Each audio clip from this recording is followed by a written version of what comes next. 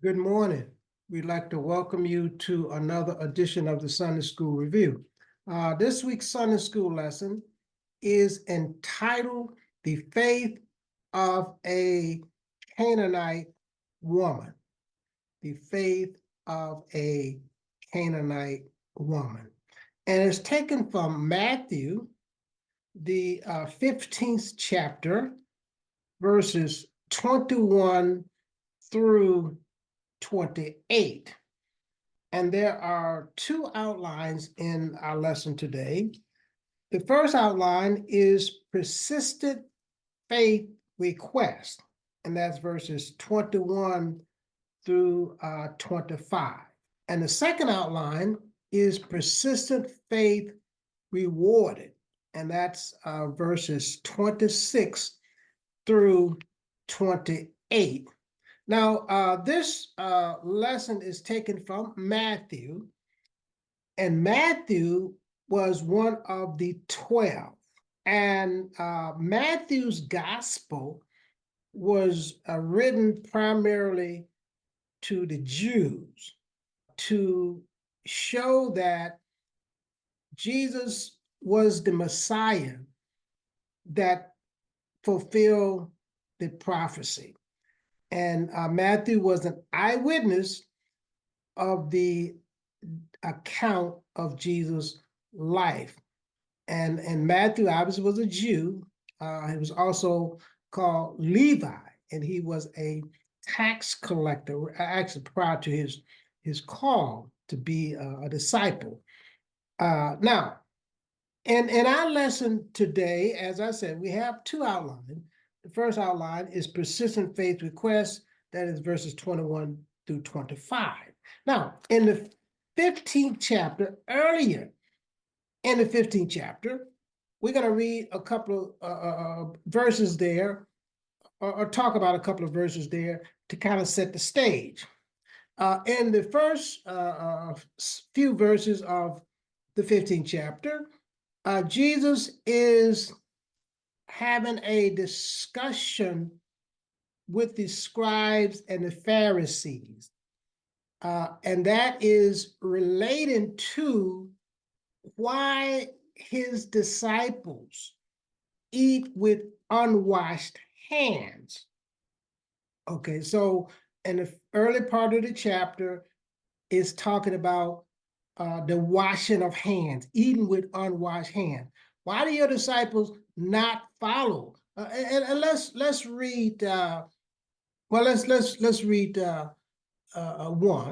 two.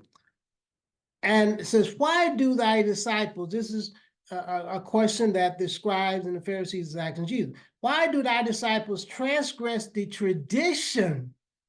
Catch this: the traditions of the elders. For they wash not their hands when they eat bread. Now, the the Pharisees, had added hundreds of traditions to God's laws. Okay, let me repeat that again. The Pharisees had added hundreds of traditions to God's laws, such as we talk about here, the washing of hands prior to eating. Those were traditions that the Pharisees had added. And that's what they are wondering. Why aren't you following the traditions of the elders? Okay, that's what they want to know. And let's drop down to 8. We're not going to read all of these verses. Let's drop down to 8. Okay, and 7. Jesus called them ye hypocrites. Well, did Esau prophet say, Esau prophesy unto you, saying, this people draw nigh unto me with their mouth, and honor me with their lips, but their heart is far from them. Okay, but in vain do they worship me, teaching the doctrine and the commandments of men, not of God, of men. So really what Jesus was saying, maybe I'm not following the traditions of the elders, but you have added these things to God's laws. Let's sum this part up about the washing of hands. Let's go to verse 20. Okay, I mean, you can read all of the intervening verses from verse 1 all the way to verse 20 and get the picture of what they were talking about. Okay, let's read verse 20. Or 19, actually, 19. For out of the heart proceeded evil thoughts, murderers, adulterers, fornicators, thieves, false witness, blaspheming. These are the things which defile a man. But to eat with unwashed hand defileth not a man. So the bottom line, what Jesus told them, okay, maybe the traditions are good, some of them, maybe they're not. But those traditions have nothing to do with your spiritual condition. Let's read 20 again. These things which, these are the things which defile a man, all of these other things, murders and adultery.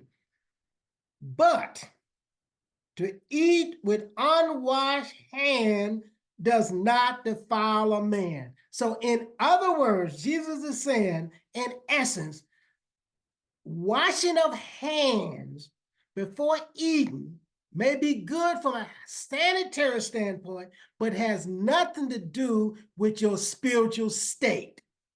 That's the bottom line.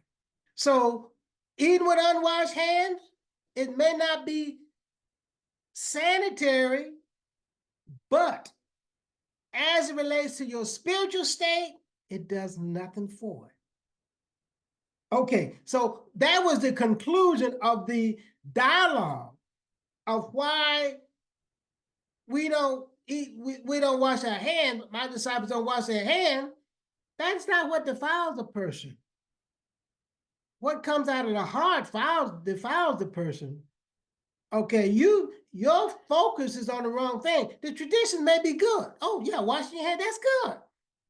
But that does nothing for your spiritual state.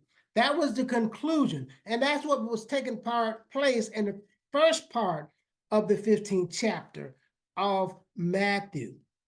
Now, our lesson starts at the 21st verse. I just read the 20th verse, and Jesus told them, washing your hands or not washing your hands has nothing to do with your spiritual welfare at all. That settles that. Okay, now, let's read 21, which is our first outline. And it goes from 21 to 25. Okay, 21 says, then Jesus went thence and departed into the coast of Tyre and Sidon. Now, so this is Gentile territory. So Jesus, after the dialogue with the scribes and Pharisees, he went into Gentile territory. He's in Gentile territory now. That's verse 21. Tyre and Sidon is in Gentile territory. And 22. And behold, a woman of Canaan came out of the same coast and cried unto him, saying, have mercy on me, O Lord, thou son of David, my daughter is grievously vexed with a devil. So this woman, this Canaanite woman, had somehow found out that Jesus was in the area. And she approached him. She found him and she approached Jesus. That's what verse 22 tells us.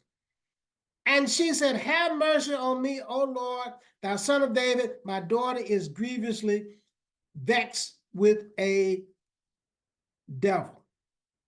Let's read 23. But he answered her not a word.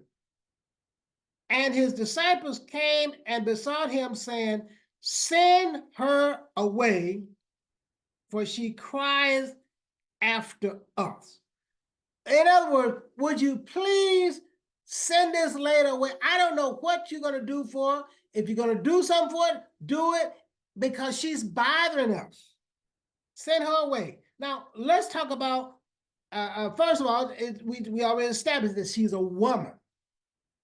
So this woman was persistent. And this is the first outline: persistent faith request.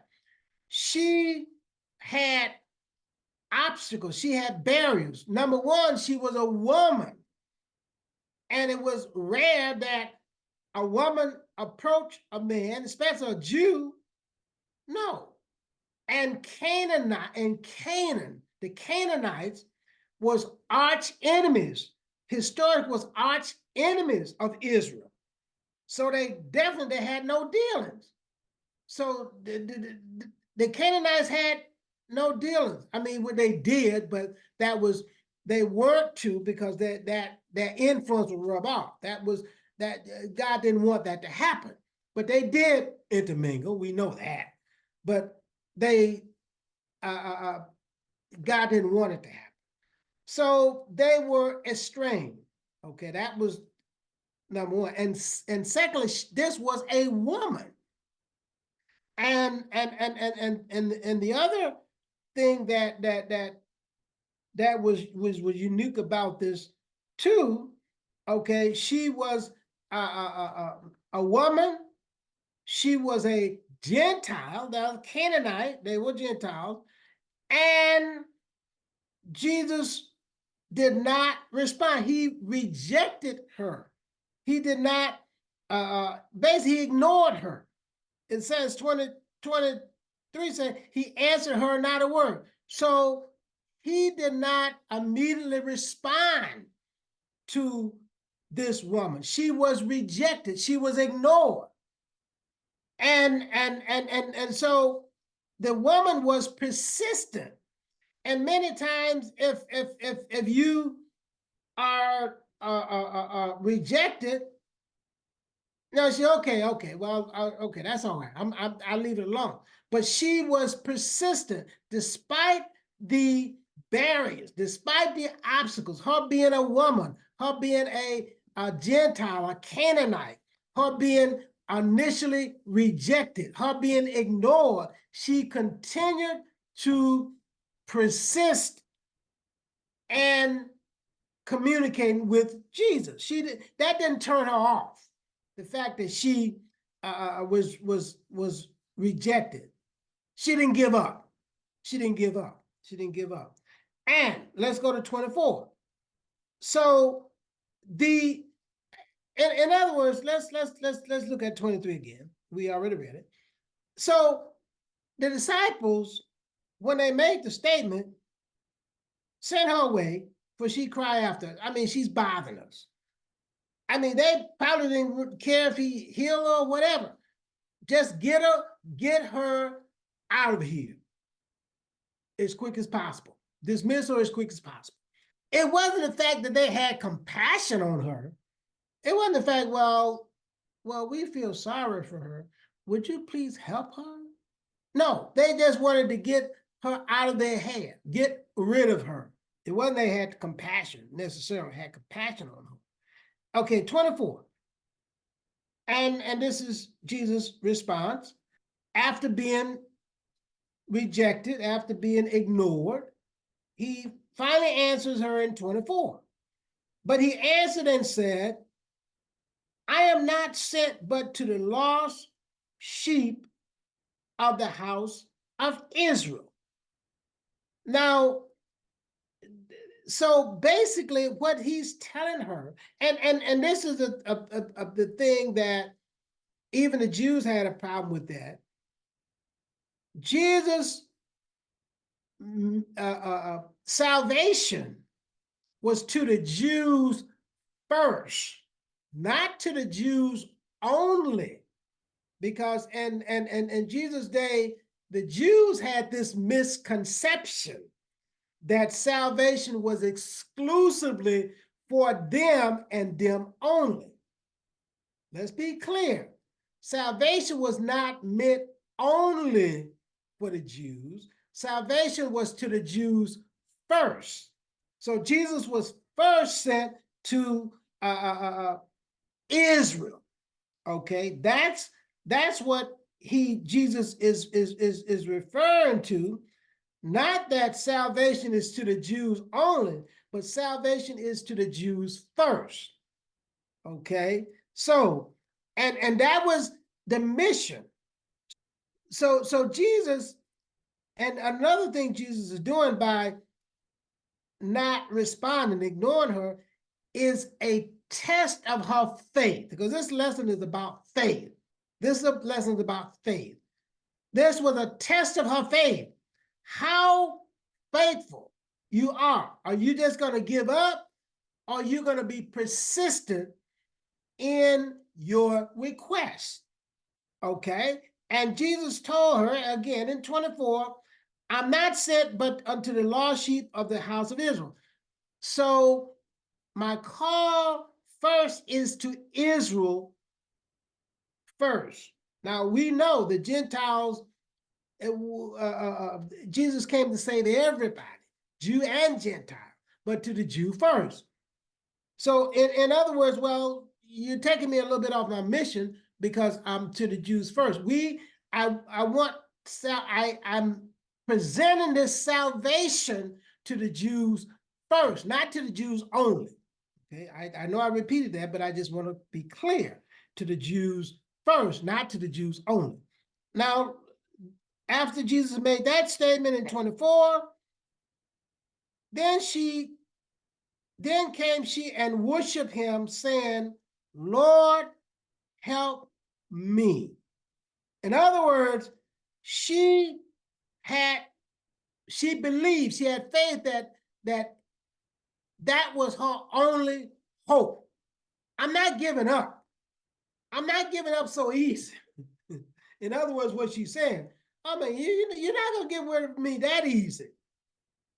Okay, you're not going to get rid of me that easy because you are my only hope.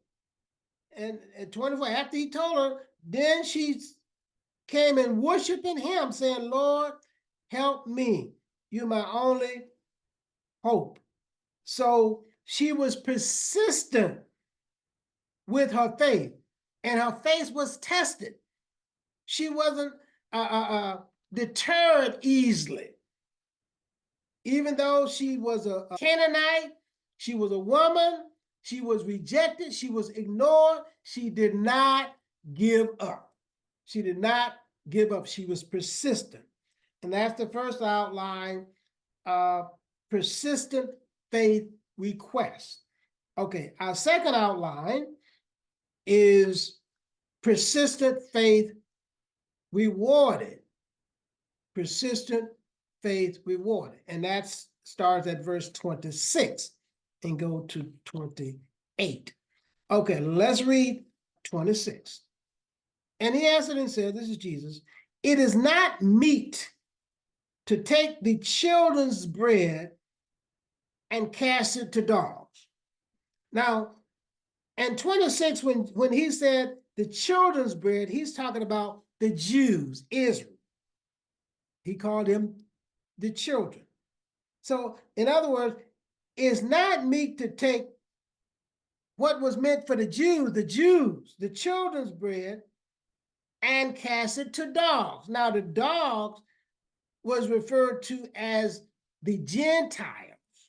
Now, this particular version of dogs is like a pet, a puppy. It's not like a stray dog, okay? But it's the Gentile, they were referred to as dogs, and or heathen. Let's use that term, heathens. Dogs or heathen. In other, he didn't basically, Jesus didn't mean any disrespect, but it's like these are the heathen. It's not meet to take what was meant for the children. It's just like in a real situation. You wouldn't take bread from your children and give it to your pet. No. And this is what Jesus is telling her.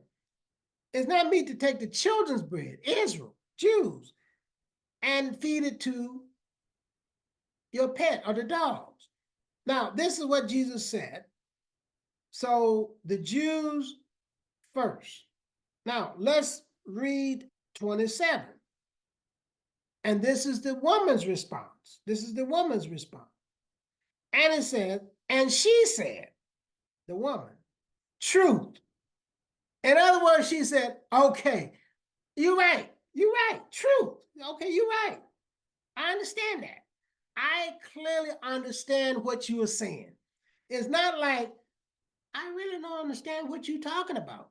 When you say, taking the children's bread and give it to the dog, I don't understand what you're saying. I understand what you're saying. The woman answered and said, she said, truth. You're right, Lord. Yet the dogs eat the crumbs which fall from the master's table. In other words, I understand, but we now we can see how great of faith this woman had. But she had enough faith to believe that if I can just get a crumb, the crumbs is good enough for me. She had the faith to believe, oh, I don't need the whole loaf. I don't need the whole loaf. Just give me a crumb will be sufficient for me. That's faith. That's like the lesson we had before with the centurion. The centurion said, look, you don't have to even come here. You don't even have to set foot under my roof. Just say the word. And Jesus, I never seen as much faith in all Israel. So the woman didn't tell Jesus, I need the whole loaf. I need to sit at the table. Just give me a crumb. A crumb will be sufficient for me. That's faith. And this is what the lesson is talking about. The faith of a Canaanite. She had so much faith that she believed. She said, you're right. True. No, it's not meat to give the children's bread to dogs. She was humble. She wasn't arrogant and said, well, if I can't get a piece of bread off the table, I don't want it. Just give me the crumbs. Just give me the crumbs. That's sufficient for me. Let's look at it. Let's look at it again. She said, truth, Lord, yet the dogs eat the crumbs which fall from the master's table. I have enough faith to believe that if I can just get a crumb, that would be sufficient for my daughter. That's all I need, just a crumb. Not the whole, I don't need the whole loaf. Now, 28, when Jesus heard this, he said, Jesus answered and said unto her, O woman, great is thy faith. Because you believe, your faith is so strong that I told you this, I didn't respond to you, I ignored you, but you was persistent. I told you that it's not right to take the children's bread and give to dogs, and you understood that, but you just want a crumb, and you have the faith to believe that a crumb will be enough for you.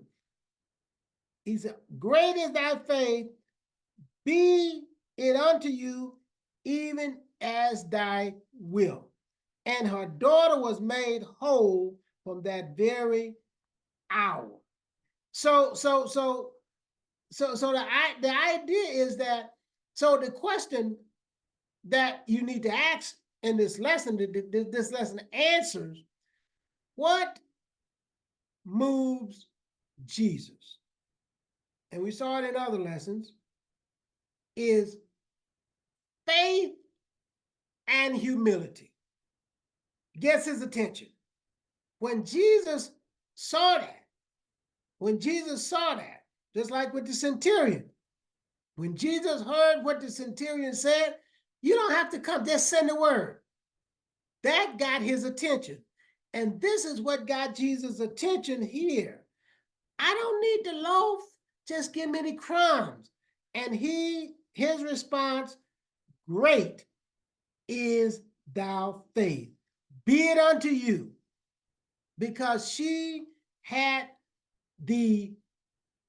her faith was persistent and she was humble. She understood that she was of low estate. She understood, well, I'm not all that. Okay, I understand.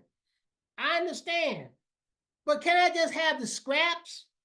Yeah, I'm a dog, but can I just have the scraps? I'm not so uppity that I need the loaf. All I want is the scraps. And that faith and humility move God. That's what moves him. Faith and humility. We see in this lesson, it was her persistent faith and her humility that got Jesus' attention, and her request was honored. And the 28th verse said, the latter part of that, and her daughter was made whole from that very hour. And that's our lesson today, the faith of a Canaanite woman. And faith and humility is what moved God. That's what gets his attention. We'd like to thank you for watching. We ask you to join us next week for another edition of the Sunday School Review. Thank you.